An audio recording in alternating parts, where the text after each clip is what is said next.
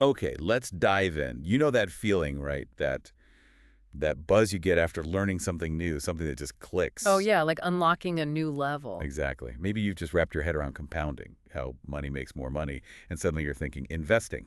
I need to get in on this now. That energy is fantastic, isn't it? That urge to just jump right in, buy some stocks, maybe. Yeah. Maybe even some crypto with a funny animal picture you saw somewhere. Happens to the best of us. But the source material we're exploring today, it puts a really important pause on that impulse. It really does. It highlights this absolutely crucial step you need to take before you pick any specific investment, like before anything else. Right. Our source is a chapter from Wealth Canadian, and the title alone tells you a lot.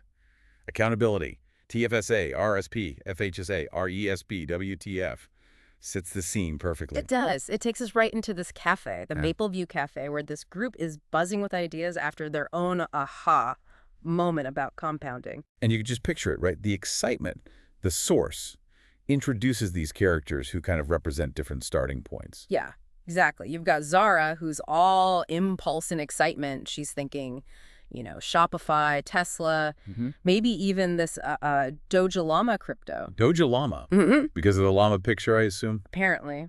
Then there's Raj. He's more cautious, traditional, thinking blue chip bank stocks, dividends, like his dad always said, maybe government bonds for safety. Okay, solid traditional approach. Then Linda, she's worried about volatility, maybe a market crash. So she's thinking tangible stuff, like gold. Something solid you can hold. Makes sense. And Gerry, he sounds like the veteran of the group. He's all about income, steady dividends from reliable Canadian companies, compares them to a loyal old dog, just dependable. So a whole mix of ideas, but all focused on what to buy. Exactly. And that's where the source, through this character Jordan, who's guiding them, just stops everyone. He hits pause. And ask that key question. He says, before we pile our plates high with all these delicious and risky assets, we have to choose the right plate. The right plate. Okay, so that's the core idea here. It's not about what you invest in first, but where you put it. Precisely.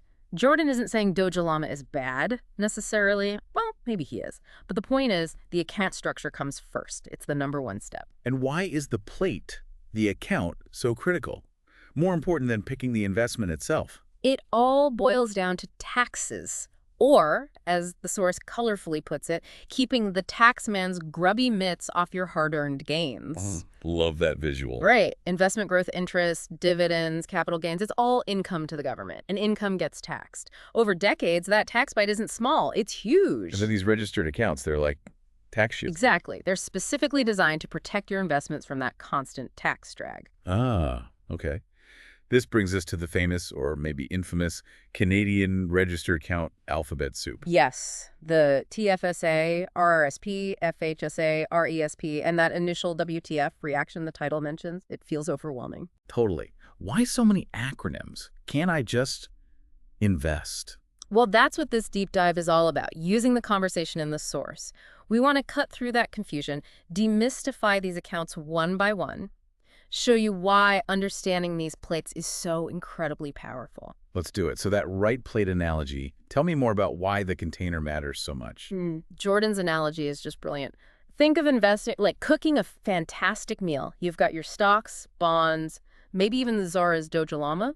Those are your ingredients, your potential gains. Delicious gains? Delicious gains. But if you just dump that amazing food onto the table or maybe try to serve it on a paper napkin. Right, you lose half of it. It's a mess. Exactly. The account is the plate. The right plate holds onto your gains, protects them from the taxman grabbing them. Got it. The account structure keeps the tax bite away. Yes. It prevents that constant nibbling away by annual taxes that happens in a regular, non-registered account.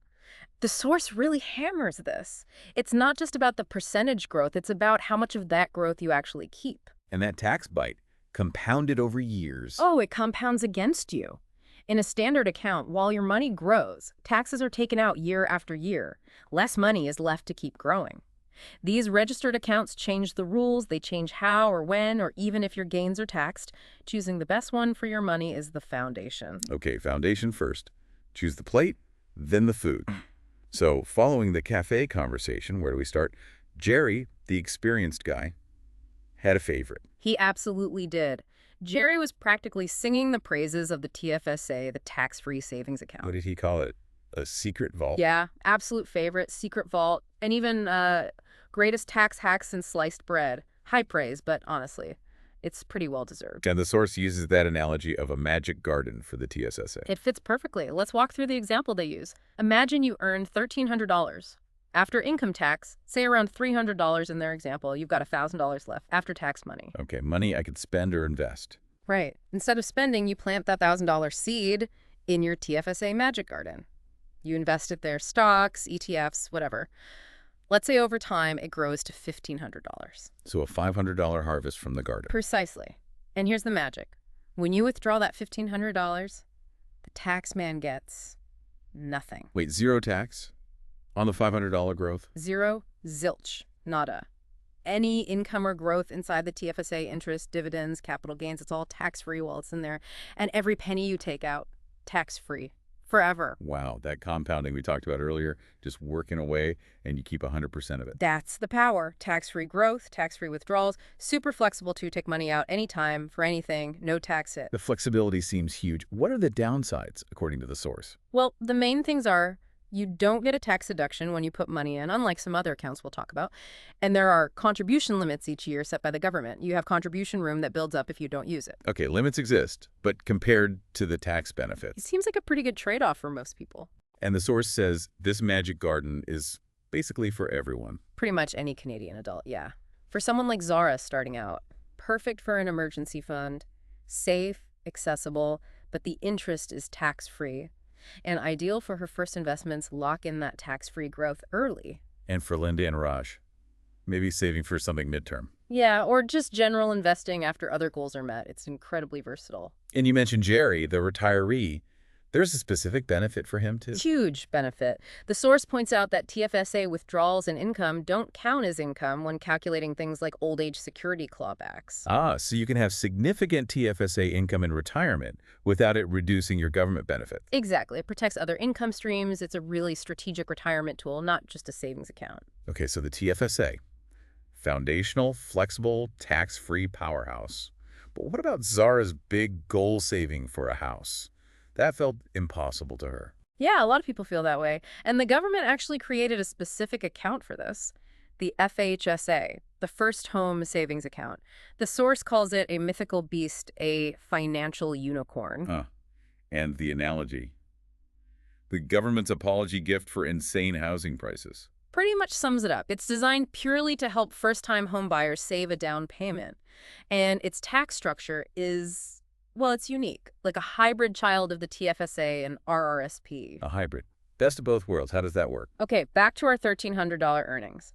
You contribute $1,000 of that pre-tax income into your FHSA. First amazing part, like an RRSP. You get a tax deduction for that $1,000. So you get money back at tax time. Yep. If you're in a 30% bracket, that's about $300 back from the government just for contributing. You're already ahead. Okay, tax break on the way in. Then what? Then, like a TFSA, that $5,000 grows tax-free inside the account. Interest, dividends, gains, all sheltered. If it grows to $1,500, that $500 gain isn't taxed along the way. Deduction in, tax-free growth inside. What about getting it out for the house? Here's the unicorn part. When you make a qualifying withdrawal to buy your first home, the entire amount, your contributions, and all the growth comes out completely tax-free. Hold on. Tax deduction when you put it in, tax-free growth, and tax-free withdrawal for the home. Yes, it's the only account that does that. Tax break-in, tax break-out for the specific goal. That double dip is why it's so incredibly powerful for a down payment. The pros are crystal clear then. That combo is unbeatable for saving for a first house. Definitely. The cons are just related to its purpose. You have to be an eligible first-time buyer, there are contribution limits, and crucially, you generally need to use it within 15 years of opening it. So for Zara, feeling like home ownership is out of reach? The source basically says she should have opened one yesterday. If you qualify and plan to buy within 15 years, funding the FHSA is a massive priority. Poor Raj, already a homeowner, is probably kicking himself this didn't exist earlier. What a game changer for first-time buyers. Okay, let's shift gears to the account. Raj knows well the RRSP, Registered Retirement Savings Plan, especially with his company match. Yes, the RRSP, the old workhorse. A classic for a reason, and that employer match is a huge incentive for many people, like Raj. And the source's analogy for this one, a tax time machine. Perfect description. Let's use our $1,300 again. You put $1,000 of that into your RRSP. Just like the FHSA, you get an immediate tax deduction. So it's about $300 back at tax time if you're in that 30% bracket. What? Reduces your current tax bill. Exactly. Fantastic, as the source says. That's the immediate benefit. And how does the money grow? It grows tax deferred. This is key. It's not tax-free like the TFSA. It means the gains aren't taxed each year while they're inside the account. The tax bill is just postponed. So your $1,000 compounds over decades, maybe grows to $25,000 by age 65 in the example, without annual tax drag slowing it down. Okay, deferred, postponed. Until when? Until retirement. When you start taking the money out, that's when the tax time machine lands and the tax man is waiting. The entire withdrawal contributions and all the growth is treated as regular income and taxed at whatever your marginal rate is in that year. So the strategy is get a tax break now, contribution, pay tax later, withdrawal. That's the core idea. The hope, the reason this works well, is that you'll be in a significantly lower tax bracket in retirement than during your peak earning years when you contributed. Contribute at 40%, withdraw at 20%, you save the difference. So the pros, powerful immediate tax deduction, especially in high-income years, and that employer match. Which is just free money. The source is blunt. Always, always contribute enough to get the full match if it's offered. It's a 100% instant return. Leaving it on the table is a big mistake. Raj is smart to grab his match. Cons are that all withdrawals are taxed as income, and maybe your retirement tax rate isn't that much lower. Right. Also, the source notes that special tax treatments for things like capital gains or Canadian dividends that apply outside registered accounts are sort of lost inside the RRSP. Everything just comes out as regular income later. So who really benefits most from prioritizing RRSP contributions beyond the match? People like Raj and Linda in the source, those in their prime peak earning years.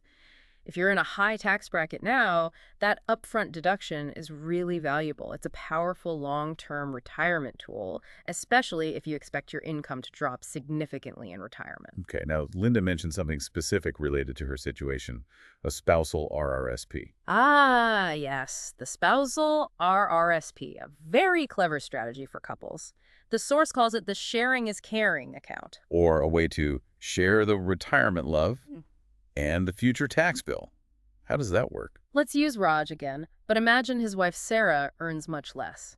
If Raj just piles money into his own RRSP, he might have a huge balance later, leading to big withdrawals taxed at a high rate. Sarah might have a small RRSP taxed at a low rate, not very tax efficient for the couple overall. Right, so the spousal RRSP helps balance that out. Exactly. Raj, the higher earner, contributes to an RRSP account that's legally owned by Sarah, the lower earner.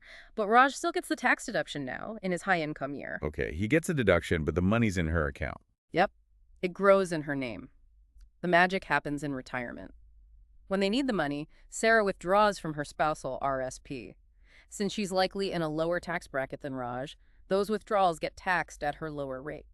Ah, so they're effectively splitting their retirement income between them, aiming for two moderate incomes taxed at lower rates instead of one big income taxed at a high rate. Precisely. It's financial teamwork, as the source puts it. Reduces the couple's total tax bill in retirement. The higher earner gets the immediate deduction, more money back, and they potentially pay less tax overall later. Very smart planning for couples. Any catches? One main rule the source mentions. If Sarah withdraws funds within 3 years of Raj's last contribution to her spousal RRSP, the tax attribution flips back, and Raj has to pay the tax on the withdrawal, not Sarah. It kind of defeats the purpose if you need the money too soon. So it's for long-term savings. Got it. A 3-year rule to watch out for. Okay, Raj also asked about saving for his kids' education. That takes us to the RESP. The RESP, Registered Education Savings Plan. The source calls this one the easiest to love. Because of the government-subsidized piggy bank for your kid's brain aspect. Exactly. It's designed purely to help save for post-secondary education, university, college, trades, apprenticeships, and the easy-to-love part, free government money. The grants. The CESG Canada Education Savings Grant. Yes. The government high five. Yeah. You put money in for your child, say $1,000 for Raj's daughter, Chloe. The government typically matches 20% of that up to a certain limit, so they add $200. Wait, just like that? An instant 20% return. Pretty much. Your $1,000 contribution becomes $1,200 invested right away. Lower income families can get even higher grant rates. It's free money specifically for education savings. That's incredible. That $1,200, your money plus the grant, then grows tax deferred inside the RESP. Over 18 years, saving consistently, that grant money really supercharges the growth. The source example shows a 100-month growing to over $72,000. Okay, how does the tax work when Chloe goes to school? It's brilliant. When money comes out for qualifying education expenses, your original contributions, the money you put in, come back to you completely tax-free. Okay, I get my own money back, no tax. Right. Then, all the government grants and all the investment growth that accumulated over the years, that portion is paid to the student. It's called an Educational Assistance Payment, or EAP. And that part is taxed, but in the student's hands. Exactly. And since Chloe is likely a student with little or no other income, she'll probably pay very little, maybe even zero, tax on it. The source estimates maybe a 10% effective tax rate in their example.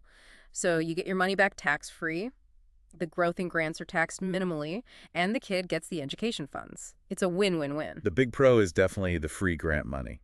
Any cons? The main one mentioned is if the child doesn't end up pursuing any qualifying post-secondary education. In that case, you have to give the grant money back to the government, you get your contributions back tax-free, and there are ways to potentially roll the growth into an RRSP, but you lose the grant. But given how broad qualifying education is now, Right. It covers a lot more than just universities, so the risk might be lower than people think, and that free grant money is just too good to pass up. For parents like Raj, contributing enough to maximize the grant is usually a top priority. okay, TFSA, FHSA, RRSP, spousal RRSP, RESP, that's a lot of powerful registered plates. Yeah. But Linda's question comes up. What if you fill them all? Or need money for something totally outside these rules? That's when you step into the Wild West, as the source calls it. The non-registered account, basically a regular investment account with no special tax shield. And the analogy, a financial frontier with total freedom, but the tax sheriff is always watching. Captures it perfectly. Pro, total freedom, no contribution limits, no rules on withdrawal, complete flexibility, con taxes. The tax sheriff is always watching. How does the tax work here? Back to the $1,000 example. You put your after-tax $1,000 in, it grows to $1,500. That $500 gain, it's taxable. Unlike the registered accounts, here, taxes are generally paid along the way. Okay, how? Capital gains. Right. If you sell an investment for a profit, you realize a capital gain. The source explains that in Canada, only 50% of that gain is taxable. So on your $500 gain, $250 is added to your income that year and taxed. The other $250 is tax-free. What about dividends or interest? Taxed every single year they're paid out. Interest is fully taxed at your regular rate. Dividends from Canadian companies get slightly better treatment with the dividend tax credit, but they're still taxed annually. This is that tax drag you mentioned, the constant pull of taxes slowing down growth. Exactly. Paying tax year after year means less money stays in the account to compound. It significantly hinders long-term growth compared to registered accounts. It's like running uphill. So pros, unlimited room, total flexibility. Cons, ongoing tax drag, less efficient growth. Correct. Even with the 50% capital gains break and dividend tax credit, it generally can't beat tax-free or tax-deferred growth over the long haul. So who ends up using these non-registered accounts? The source is clear. Generally, people who have already maxed out their TFSA, RRSP, FHSA, and RESP contributions. It's the overflow bucket. High-income earners, wealthy retirees like Linda or Gerry, might have these because their savings exceed the registered limits. The key message being, fill the registered plates first before heading into the Wild West. Absolutely. The tax advantages are too significant to leave unused. Now, to really hammer home the difference these accounts make, the source does this brilliant comparison, the great $100 month account race. Yeah, this puts the numbers front and center, puts on the financial lab coats, and shows the real-world impact. Okay, the setup. $100 a month, assume a 10% annual growth and a 30% tax rate for the investor. Different time frames for each account. Let's race. First, TFSA, the tax-free sprinter. 30 years. Okay, $100 a month for 30 years. That's $36,000 contributed. At 10% growth, it becomes $226,049. Wow. And the tax when you take it out? Zero. Net in your pocket. $226,049. Almost $190,000 of pure tax-free growth. Incredible. Okay, next up, RRSP, the tax-deferred marathoner, same 30 years, $100 a month. Same contribution, $36,000. Because growth is tax-deferred inside, it also grows to $226,049 before tax. But you got tax refunds along the way with the RRSP. Right. At that 30% rate, $36,000 in contributions would have generated about $10,800 in tax refunds over 30 years, which you ideally reinvested, but the calculation shows it separately. Okay, now withdrawal tax. If you take out the full $226,049 at retirement, and you're still in a 30% tax bracket. The tax bill is 30% of the full amount. $67,815. Ouch. So the net result is $226,049 minus the $67,815 tax plus the $10,800 in refunds you got earlier. Which comes out to $169,034 net. Look at that difference. $226K from the TFSA versus $169K from the RRSP if your tax rate stays the same. Absolutely. The time machine needs that tax rate drop to really shine compared to the TFSA in this scenario. Okay, FHSA, the down payment rocket. Shorter race, 15 years max. $100 a month for 15 years is $18,000 contributed. At 10% growth, that becomes $41,447 in the account. Plus the tax deductions you got on the 18K contributions. About $5,400 in refunds over 15 years at a 30% rate.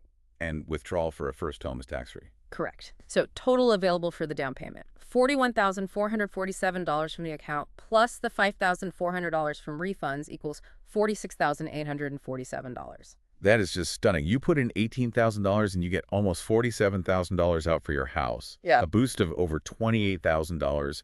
It makes that down payment goal so much more attainable. Huge difference compared to saving that $18K elsewhere. All right, RESP, the grant-fueled supercharger. Yeah. 18-year race for the kids. Parent puts in $100 for 18 years. That's $21,600. But the government adds $20 in CESG grants. So effectively $120 is invested each month. The extra $20 plus compounding. Makes a big difference. After 18 years at 10%, the account balance hits $72,095. And withdrawal for education. Parent gets their $21,600 contributions back tax-free. The rest, grants and growth, which is $50,450 in this example, goes to the student, tax in their hands. And the student pays very little tax. Right. The source estimates maybe 10% effective tax, so about $5,050 tax paid by the student. Meaning the net amount for the family is $72,095 minus that $5,050 tax. Equals $67,045 available for education from just $21,600 of your own money. The grants are like rocket fuel. Amazing. Lastly, the non-registered account, the gritty obstacle course. 30 years, $100 a month. $36,000 contributed. If we ignore tax drag, it would reach $226,049. But we know taxes are paid along the way, so the real final balance would be lower. The source simplifies the tax calc for the race, just looking at the end game. Yeah, acknowledging the simplification. Total game, $190,049, $226K, $39. Taxable portion, 50% inclusion, $95,024.50. Tax owed at 30%, about $28,507. And remember, that's likely optimistic because it ignores the annual tax drag. Compare that $197K or less to the TFSA's $226K. Almost $29,000 lost to tax, even with the capital gains break. Zara's reaction in the source sums it up perfectly. My head is spinning, but seeing it laid out like that, the account type makes a massive difference to what you actually get to keep. Exactly. The numbers don't lie. It's not just about the growth rate. It's about the net growth after tax. It's the difference between good and life-changing. Understanding where you put the money is just as crucial, maybe more crucial, than picking the perfect investment. It really shifts the focus. Use the tax structures the government gives you. Okay, the power is clear, the race shows the impact. But how do people practically decide? Which account first? The source gives a clear priority list, right? Like an account pyramid. They do, a step-by-step checklist that works for most people. Let's walk through it. What's step one, the absolute foundation? Emergency fund. Gotta have it. 3 to 6 months of essential expenses. Needs to be safe and accessible, not fluctuating wildly in the market. So a high-interest savings account, probably. Exactly. And the best place for that ISA, inside your TFSA. Keep that interest tax-free while the money stays safe and liquid. Okay, emergency fund secured in a TFSA HISA. What's next? Absolutely non-negotiable. Employer RRSP match. If your company offers it, you absolutely must contribute enough to get the full match. It's free money, a 100% return instantly. Don't leave it on the table. That's priority number 2. Emergency fund done, match secured. Then what? Now look at specific goals. Are you a first-time home buyer planning to buy within 15 years? If yes, the FHSA jumps way up the list. Maximize that if you can. That down payment rocket fuel is too good to miss. Think Zara. Makes sense. What if you have kids? Then the RESP is next. Grab those government grants, CESG. Aim for $2,500 per child per year if possible to get the maximum $500 grant, but contribute something to get at least a partial match. Think Raj. Okay, essentials covered, emergency fund match, specific goals addressed. FHSA, RESP. What about extra savings after that, like for retirement beyond the match? This is the TFSA versus RSP debate. This is exactly where the main decision point often lies for additional long-term savings. The key factor, according to the source, your current tax rate versus your expected future tax rate. How does that work? If your income is lower now, but you expect it to be much higher later, like early career Zara, the TFSA might be better for this extra money. You pay tax now on the contribution, but all future growth and withdrawals are tax-free even if you're in a high bracket later, plus you keep the flexibility. And if you're in your peak earning years now, like Raj or Linda, Then the immediate tax deduction from contributing to your RRSP becomes really valuable. If you're in a high tax bracket now and expect to be in a lower one in retirement, prioritizing the RRSP for these extra funds makes sense. You save significant tax today. and that win-win strategy the source mentioned. Yeah, that's smart. Contribute to the RRSP, get the tax deduction. Then when you get the tax refund from that contribution, put the refund money into your TFSA. Best of both worlds, immediate tax break, plus tax-free growth on the refund money. Nice. So follow the checklist. Emergency fund, match, FHS, RESP, and then TFSR based on tax rates. What's the absolute last stop? Only after you've maxed out all those registered options do you go to the non-registered account. That's the overflow bucket, the Wild West. You only enter when the tax shelters are full. This checklist really turns that confusing alphabet soup into a clear roadmap. Exactly. From WTF to, okay, I know my next step, it empowers you. Now, with confusing topics comes bad advice. The source has this great bad advice bingo section to debunk common myths. Let's hit those quickly. Good idea. Let's clear the air. Myth, #1. RRSPs are useless because you pay tax later anyway. False. The whole point of the tax time machine is to pay tax later, hopefully when you're in a lower tax bracket. It's about tax reduction through timing, not just deferral. If you time it right, it saves you significant tax overall. Myth, #2. TFSAs are only for cash savings, not stocks. So wrong and so damaging. TFSAs can hold stocks, bonds, ETFs, mutual funds, any eligible investment. And all growth, interest, dividends, capital gains, is tax-free. Using it for growth investments is where the real long-term magic happens. Myth, #3. RESPs aren't worth it if my kid might not go to university. Also false. Qualifying education includes college, trade school, apprenticeships, much broader than just university. Plus, there are backup options. But most importantly, free government money. Don't leave the CESG grants on the table due to uncertainty. Capture the free money. Myth, #4. These accounts are only for rich people. Absolutely not. TFSA, FHSA, RESP grants, these are tools to help everyday Canadians become financially secure. They level the playing field and maximize every dollar saved, arguably more important if you're starting with less. Myth, #5. Always max your RRSP before your TFSA. Not always true. As we saw, it depends on your current versus future tax rate. If you're in a low bracket now, TFSA might be better long term. If you're in a high bracket now, RRSP might be better. It's a personal calculation. And final myth. FHSAs are just another government gimmick. The source's reply is perfect. Says the person renting forever while missing a $46,000 tax-free down payment opportunity. It's not a gimmick. The numbers show it provides a real substantial financial boost for first-time buyers. It's a powerful tool. That bad advice bingo really clarifies things. Understanding these properly is key. It really is. They're not just forms. They're strategic tools to keep more of your own money by minimizing taxes. Okay, so quick recap. TFSA, Magic Tax-Free Garden, FHSA, Unicorn Down Payment Rocket, RRSP, Tax Time Machine, Spousal RRSP, Teamwork Income Splitting, RESP, Grant-Fueled Piggy Bank, Non-Registered Wild West. And the account raise showed undeniably the plate you choose dramatically impacts how much money you actually end up with. The checklist gives us the order. Emergency Fund, TFSA HMA, Employer Match, RSP, FHSA if applicable, then TFSA versus RSP based on tax rates, and non-reg last. Turns the confusing soup into a clear recipe for optimizing your savings based on your own situation. This whole deep dive, based on that cafe conversation, really boils down to one core message, doesn't it? I think so. Before you get swept up deciding what to invest in Tesla, Llama, bank stocks, gold, the single most important first step is figuring out where to put it. The account, the plate, is fundamental to keeping your gains. It completely shifts the focus from just chasing returns to maximizing your net of tax returns by using these powerful account structures. Which leads perfectly to our final thought for you, the listener, directly from this source.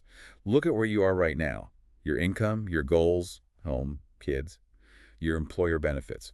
Which one of these accounts could make the biggest positive difference for you this year? Where is the absolute best place for your next dollar? It's about taking that next most effective step. A powerful question to ponder. Agreed. Well, thank you for joining us on this deep dive into the Canadian Registered Account alphabet soup. We really hope this helped demystify these tools. Absolutely. Hopefully those acronyms feel less like WTF now and more like, wow, okay, that's how I move forward. Yeah.